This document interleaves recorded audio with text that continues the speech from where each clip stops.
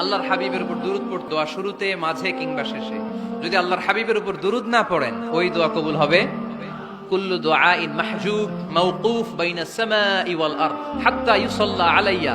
আল্লাহর হাবিব বলেন, জীবনে যত দোয়া করছো আমার উপর দুরূদ না পড়লে আকাশ জমিনের মাঝখানে এটা পেন্ডিং হয়ে থাকে। কি হয়ে থাকে? সবাই বলেন। পেন্ডিং শব্দটা কি আপনাদের কাছে অপরিচিত নাকি? মেসেজ করছেন বন্ধুরে, মোবাইলে টাকা নাই, মেসেজটা কি হয়ে থাকে? পেন্ডিং। তো দোয়া করছেন, দুরূদ পড়েন নাই, পেন্ডিং।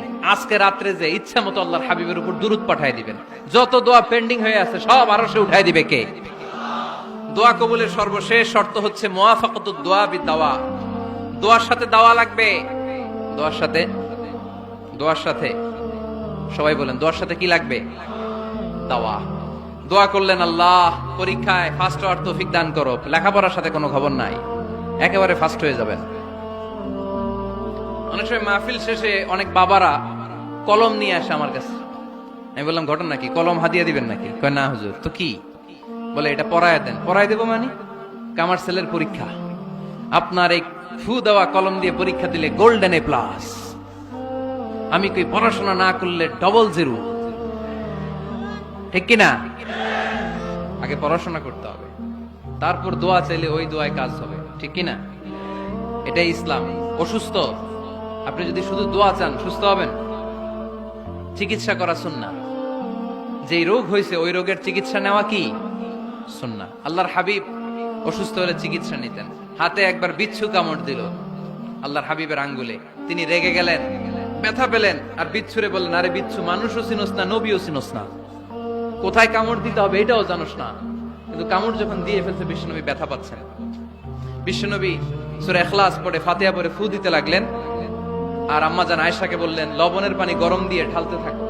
আম্মাজান আয়েশা লবণের পানি আনলেন।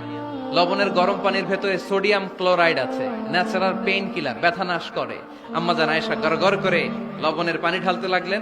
আল্লাহর হাবিব কোরআন পরে ফু দিতে লাগলেন। পানি ঢালা শেষ, গড়গড় করে লবণের পানি ঢালা শেষ, বিশ্বনবীর দোয়া পড়া শেষ, এর মধ্যে আঙ্গুলের ব্যথাও শেষ। কারণ দুইটার সমন্বয় হয়েছে, দোয়াও আছে, দাওয়াও।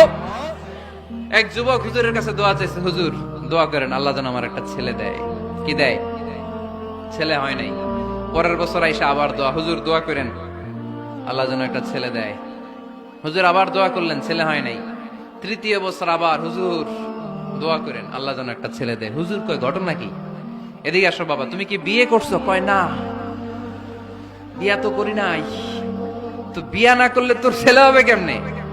আগে তো বিয়ের পর্বটা সার বাবা, তারপরে না আল্লাহ তোকে সন্তান দেবে। ঠিক কিনা? এজন্য দোয়ার সাথে দাওয়ার দরকার আছে না নাই? আমরা দোয়া করব, দোয়ার শিল্পটা রপ্ত করব, দোয়ায় চোখের পানি ছাড়বো, এই বিশ্বাস রাখবো আমি যাই দোয়া করি আমার রব সব দোয়া কবুল করে নেবে। চিল্লায় বলেন ঠিক কিনা? আর এই দোয়াটা চাইবো একজনের কাছে, তিনি কে?